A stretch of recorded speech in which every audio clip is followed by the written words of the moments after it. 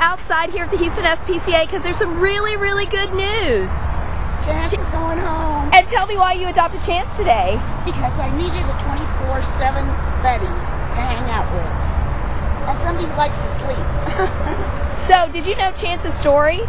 No, I didn't know it until I got here. It's quite interesting, isn't it? But he's such a sweet boy, even after all that suffering.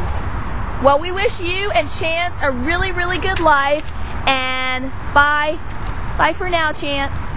Say bye. You want my sunglasses? Huh? Come here, Chance. Come here, Chance.